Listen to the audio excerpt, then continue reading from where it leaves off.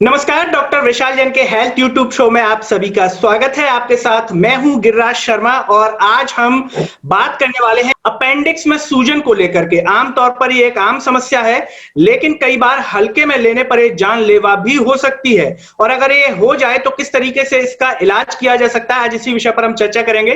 और इस पर चर्चा करने के लिए मेरे साथ है डॉक्टर विशाल जैन, जो कि पेट रोग विशेषज्ञ हैं, ग्लोबल एसएनजे नमस्कार। हॉस्पिटल इंदौर से। डॉक्टर विशाल, आपका बहुत बहुत स्वागत है।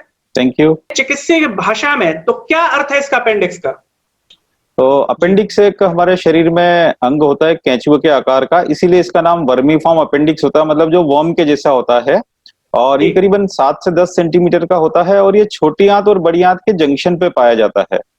नॉर्मली लोग जी। इसे वेस्टिजियल ऑर्गन मानते हैं। वेस्टिजियल ऑर्गन मतलब ये होता है कि जिसका कोई फंक्शन नहीं होता है, लेकिन ये ऐसे पुरानी मान्यता थी। अब नई थ्योरीज के हिसाब से ये मानने में आया है कि एक हमारे इंटेस्टाइन का महत्वपूर्ण अंग है, जिसके अंदर बहुत ही अच्छी क्वालिटी के बैक्टीरियाज होते हैं, उनका रिजर्वायर होता है और ये इम्यून सिस्टम में भी कहीं ना कहीं हेल्प करता है। तो ये एक हमारे शरीर का बहुत ही इंपॉर्टेंट अंग है, जिससे हम वर्मीफॉर्म अपेंडिक्स कहते हैं। जी। अगर हम बात करें डॉक्टर विशाल इसको पहचानने की, तो किस तरीके से पहचाने व्यक्ति के अब उसे जो ये होने जा रहा है वो अपेंडिक्स में कोई समस्या होने जा रही है? देखिए, अपेंडिक्स में जो प्रॉब्लम्स होती है उसमें सबसे महत्वपूर्ण समस्या अपेंडिक्स में सूजन, जिसे हम मेडिकल की भाषा में अपेंडिसाइटिस कहते हैं। अपेंडिसाइटिस दो तरह का होता है। कैटेरल होता है कि जो इन्फेक्शन के कारण होता है, और एक ऑब्स्ट्रक्टिव होता है जो कि इसके अंदर कोई फंसने के कारण या रुकावट के कारण होता है। तो जहां जी। तक पहचानने की बात है मरीजों के लिए, तो सबसे जो महत्वपूर्ण सिम्टम होता है उन्हें जो पेट के राइट साइड के लोअर हिस्से में पेन होता है। वो जी। पेन शुरुआत में थोड़ा हल्का होता है और बाद में काफी सीवियर भी हो सकता है। अमूमन मरीजों में ये दर्द होता है, ये नाभि के आसपास शुरू होता है और वो कुछ ही घंटों में या एक दिन के बाद वो राइट साइड में चले जाता है। ये तो इसका सबसे क्लासिकल प्रेजेंटेशन होता है, जिसे हम अपनी मरीजों में देखते हैं। लेकिन इसके अलावा भी कई अन्य लक्षण होते हैं जिसके साथ मरीज हमें प्रेजेंट करते हैं। कोई मरीजों को भूख नहीं लगना होता है, किन्हीं को अपचन लगता है, किसी को उल्टियां होती है। यहाँ तक कि कुछ मरीज लूज मोशन के साथ भी प्रेजेंट करते हैं और वो डायग्नोसिस करने पे कहीं ना कहीं अपेंडिसाइटिस के रूप में आते हैं। वहीं कई लोगों के पेशाब में ब्लड भी जाता है या यूरिन में जलन भी होती है, वो भी एक अपेंडिसाइटिस का लक्षण हो सकता है। तो ये कई तरीकों से हमें मरीज प्रेजेंट कर सकते हैं, तो हमें मरीज का पूरा पिक्चर देख के डायग्नोसिस करना पड़ता है कि भाई क्या एक्चुअली इश्यू है। जी। जैसा कि आपने लक्षणों की बात की और प्रकार के बारे में भी इसमें बताया, अगर हम बात करें इसकी जटिलताओं की, तो अपेंडिक्स जो है वो कितना जटिल है, इसके बारे में बताएं। देखिए, अपेंडिक्स में सूजन आमतौर पर शुरुआत में तो काफी डेंजरस नहीं होता अगर इसका सही समय पे इलाज ले लिया तो। लेकिन अगर जी। आपने इसके डिले किया या इसके इलाज में देरी होती है, तो ये कई अन्य जटिलताएं, कॉम्प्लिकेशंस को जन्म देता है, जिनमें प्रमुख रूप से है कि अपेंडिक्स का फूटना।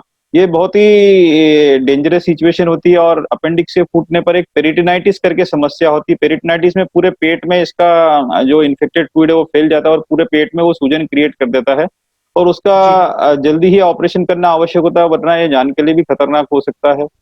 कुछ मरीजों में अपेंडिक्स में पस या मवाद पड़ जाता है, जिसके कारण भी उसमें एक दिक्कत होने लगती है, मरीज को फीवर भी आने लगता है। कई मरीजों में अपेंडिक्स सड़ जाता है या उसका गैंग्रीन बन जाता है। जी। और कुछ मरीजों में अपेंडिक्स की गठान भी बन जाती है। जब क्योंकि गठान बन जाती है तो शरीर उसको अपने एक जगह पे रोकने की कोशिश करता है, शरीर का नेचुरल डिफेंस मैकेनिज्म है। तो ऐसी जी। स्थिति में जटिलताएं होती है, तो फिर उसका उस तरीके से हमें इलाज प्लान करना रहता है। बिल्कुल। अगर हम बात करें डॉक्टर विशाल उम्र की, तो अमूमन आपके पास कई पेशेंट भी आते होंगे। किस उम्र के लोगों में ये पाई जाती है या किसी भी उम्र में ये हो सकती है? देखिए, अपेंडिक्स के जहाँ तक कारणों की बात है, अगर हम देखा जाए तो बहुत सारे ऐसे कारण हैं जिसके कारण इसमें होने की संभावना अधिक होती है। उसमें एक प्रमुख चीज़ है उम्र, जो आपने बात उठाई है, कि आमतौर जी। पर ये टीनेज में या 30 साल की उम्र तक पाया जाता है। और वैसे तो ये किसी भी उम्र में हो सकता है, लेकिन 1 से 2 साल से कम के बच्चों में होने की संभावना कम होती है। तो एक तो उम्र का चीज़ रहती है। दूसरी चीज़ आती है कि हमारा जो खान-पान है, अगर हमारे जी। खान-पान में जैसा कि आजकल हम वेस्टर्न लाइफ़स्टाइल की तरफ जा रहे हैं, तो उसमें फ़ास्ट फ़ूड की अधिकता है और मैदे की चीज़ों को और ब्रेड बिस्किट की चीज़ों की अधिकता है। और दूसरी जी। तरफ कि हमारे फाइबर्स की कमी हो गई खाने में, रेशेदार चीज़ों की, फ्रूट से, सलाद है, सब्जियों का। तो ये एक रेशेदार चीज़ों की कमी और इधर फ़ास्ट फ़ूड की अधिकता, ये दोनों चीज़ों के कारण अपेंडिक्स की अधिकता इस पर्टिकुलर एज ग्रुप में ज़्यादा पाई जाती है, जो नॉर्मली टीनेज और इस एज ग्रुप के लोग ज़्यादा कंज़्यूम करते हैं। वरना जी। तो ये किसी को भी हो सकता है। और जहाँ तक सवाल है कि ये बैक्टीरियल या पैरासिटिक इन्फेक्शन के कारण भी हो सकता है। कई मरीजों में यह कैंसर के कारण भी ये प्रॉब्लम्स आती है। तो ये कैंसर, आंतों के कैंसर का भी लक्षण है, अपेंडिक्स में सूजन हो सकता है, कार्सिनॉइड ट्यूमर करके होता है अपेंडिक्स की गठान, तो वो भी प्रमुखता से इसके कारणों में आता है, जिससे अपेंडिक्स में सूजन आ सकता है। अ, अगर हम बात करें इसके इलाज की, तो क्या अपेंडिक्स की बीमारी आमतौर पर दवाइयों से ठीक की जा सकती है या ऑपरेशन के माध्यम से ही इसका स्थायी इलाज है? क्योंकि कई बार देखने में आता है कि लोग ऑपरेशन के नाम पर डर जाते हैं, उनमें भय आ जाता है, लोगों को लगता है कि ये केवल दवाइयों से ठीक हो जाए तो ज्यादा अच्छा है। देखिए, ये ह्यूमन टेंडेंसी है, नेचुरल है कि भाई ऑपरेशन के नाम से हर कोई डर लगता है और कोई जी, अपना ऑपरेशन नहीं कराना चाहता। लेकिन एक अपेंडिक्स ऐसी समस्या है कि जिसका स्थायी इलाज तो ऑपरेशन ही है। तो जी, इसको समय रहते करा लेने में ही समझदारी, नहीं तो जिन जटिलताओं की हमने बात की वो सामने आती है। तो अपेंडिक्स का परमानेंट ट्रीटमेंट सर्जरी होता है, ऑपरेशन होता है। और आप अपने योग्य सर्जन को दिखा के उसका पहले डायग्नोसिस कर लीजिए। और जब आप डॉक्टर साहब को दिखाने जाते हैं तो वो आपकी पहले हिस्ट्री लेती हैं, फिर उनको एग्जामिन करके देखते हैं। तो राइट साइड में दबाने पे मरीज को पेन होता है, तो ये एक इसका क्लासिकल साइन होता है। लेकिन इसके साथ साथ हम कुछ ब्लड टेस्ट कराते हैं जिसमें इन्फेक्शन का लेवल हमें मालूम पड़ता है। साथ ही साथ हम जी, सोनोग्राफी कराते हैं और बहुत आवश्यक होता है तो हम सीटी स्कैन की भी जांच कराते हैं। तो इन सारी चीजों के बाद हम डायग्नोसिस बनाते हैं कि भी अपेंडिसाइटिस है, और उसके बाद हम सर्जरी प्लान करते हैं। जहां तक सर्जरी का सवाल है, सर्जरी दो तरीके से की जाती है। एक पारंपरिक विधि जिसमें हम चीरा लगा के ऑपरेशन करते हैं, तो पेट के नीचे के हिस्से में चीरा लगा के और ऑपरेशन किया जाता है। और अगर जटिलताएं होती है या कोई कॉम्प्लिकेशन होता है तो हमें बड़ा चीरा लगाकर भी ऑपरेशन करना पड़ता है। आजकल एक नई टेक्निक आई है, लैप्रोस्कोपिक सर्जरी या दूरबीन विधि द्वारा पेट के ऑपरेशन, जिसमें हम एक छोटे होल्स बनाते हैं पेट में और उससे मरीज का ऑपरेशन करते हैं। पेट में दूरबीन को प्रविष्ट कराया जाता है। तो उसका एडवांटेज ये होता है कि हम अपेंडिक्स के साथ साथ आसपास के हिस्सों की और पूरे पेट की भी जांच कर सकते हैं, और उन छोटे छोटे होल से हम पूरी ऑपरेशन की प्रक्रिया को कंप्लीट करके और उन्हीं छेद से हम अपेंडिक्स को बाहर निकाल लेते हैं। तो इसका सबसे बड़ा एडवांटेज ये होता है कि मरीज की रिकवरी फास्ट होती है और वो जल्दी काम पे भी लौट सकता है। इसमें कम दवाओं का उपयोग होता है और कम संक्रमण की भी संभावना रहती है। और कॉस्मेटिकली भी काफी अच्छा है, क्योंकि एक बड़े चीरे की कंपैरिजन में एक बहुत छोटा सा चीरा हम लगाते हैं, तो उसका अगर हम 3 या 4 महीने के बाद देखेंगे तो शायद आपको निशान भी नजर नहीं आएगा कि हमने इसका ऑपरेशन भी किया था। जी। यानी कि ये माना जाए कि अगर लेप्रोस्कोपी विधि से अगर जो है अपेंडिक्स का इलाज किया जाए तो इससे घबराने और डरने की कोई आवश्यकता नहीं है। नहीं, बिल्कुल आपने ठीक कहा कि कोई घबराने डरने की जरूरत नहीं है। मॉडर्न टेक्नोलॉजी का कमाल है कि बहुत से मरीजों को एकदम 1 या 2 दिन में छुट्टी भी कर देते हैं और वो छठे सातवें दिन तक अपने काम पर भी लौट सकता है। तो देखा जाए तो जी। ये टेक्निक मरीजों के लिए वरदान साबित हुई है, जो इस आधुनिक समय की देन है। जी। डॉक्टर विशाल, जैसा कि आपने कहा कि मरीज जो है 1-2 दिन में ठीक हो जाता है और अपने काम पे भी लौट सकता है। आम तौर पर लोगों में ये धारणा है या मिथ है कि लोग कहते हैं कि अपेंडिक्स का अगर ऑपरेशन हो जाता है तो क्या उसकी जो बॉडी है वो नॉर्मल जो है वर्क नहीं कर सकती, या वो जैसे दौड़ने की बात आती है उस तरीके से वो दौड़ नहीं सकता, रन नहीं कर सकता। ये सही है या एक मिथ है केवल?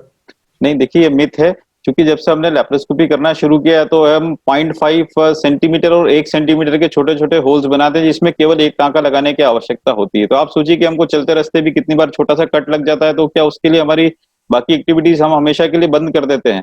तो यस, आपको जी। कुछ समय के लिए 1 सप्ताह, 2 सप्ताह के लिए थोड़ा आराम करना पड़ सकता है, उसके बाद तो आप अपनी सारी एक्टिविटीज़ कर सकते हैं और किसी तरीके की घबराने की और कोई टेंशन की ज़रूरत नहीं है। ये बहुत ही सेफ और अच्छी विधि है। जी। डॉक्टर विशाल, जैसा कि आपने चर्चा की शुरुआत में कहा कि अगर व्यक्ति शुरुआती अवस्था में चिकित्सक के पास आ जाता है तो उसका इलाज ठीक तरह से किया जा सकता है। अगर किसी व्यक्ति को लक्षण शुरुआती अवस्था में दिख रहे हैं या प्रारंभिक अवस्था में आ गया, तो क्या मेडिसिन से भी जो है इसका इलाज संभव है? देखिए, बहुत ही शुरुआती अवस्था में जब तक डायग्नोसिस नहीं होता तो एक एंटीबायोटिक शुरू किया जाता है। पर डायग्नोस जी। होने के बाद हमेशा ये उचित सलाह होती है कि आप इसका योग्य सर्जन से ऑपरेशन ही करा लें, क्योंकि ये परमानेंट बिल्कुल। ट्रीटमेंट होता है। और सबसे अच्छी बात ये है कि एक बार हम अपेंडिक्स का ऑपरेशन कर देते हैं तो ये भविष्य में दोबारा होने की संभावना खत्म हो जाती है। क्योंकि अगर खत्म हो मरीज जाती है। को, जिनको एक बार सूजन आता है, उनको अगर मान लो किसी कारण दवाओं से सूजन कम भी हो गया तो वो बार-बार आने की संभावना रहती है, और जितनी बार सूजन बार-बार आता है उसके बाद उसके फटने की या कॉम्प्लिकेशंस की संभावनाएं बढ़ जाती है। तो बेहतर ये बिल्कुल। होता है कि समय रहते अपना इलाज करा लें, वो सबसे उचित सलाह होती है। जी। डॉक्टर विशाल, चलते-चलते आप अपने व्यूअर्स को क्या संदेश देना चाहेंगे अपेंडिक्स को लेकर के? देखिए, अपेंडिक्स एक वैसे तो बहुत गंभीर समस्या नहीं है अगर इसका समय रहते इलाज करा लिया जाए। इसके जैसे टिपिकल लक्षण जो हमने बताए हैं कि भई पेट के नीचे के हिस्से में दर्द होता है जो नाभि के आस-पास शुरू होता है, कई अन्य लक्षणों के भी बारे में बात की। तो आप अपने इन लक्षणों को देखिए। जैसे ही आपको शुरुआती लक्षण लगे, आप अपने नजदीकी सर्जन के पास जाएं, उनसे सलाह लें। वो जो आपको टेस्ट सजेस्ट करते हैं आप उनको कराइए, और अगर वो ऑपरेशन की सलाह देते हैं तो आप उसमें डिले न करें, अपना समय रहते इलाज करा लें, तो उससे आपका रिकवरी भी फास्ट होगा।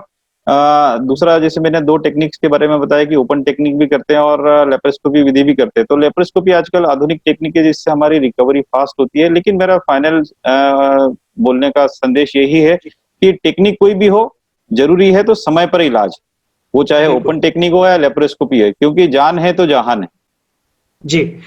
तो दोस्तों ये थे हमारे साथ डॉक्टर विशाल जैन, पेट रोग विशेषज्ञ, ग्लोबल एसएनजी हॉस्पिटल इंदौर से। और डॉक्टर विशाल ने कहा कि अगर अपेंडिक्स की समस्या आपके सामने आती है तो समय रहते चिकित्सक को दिखाएं।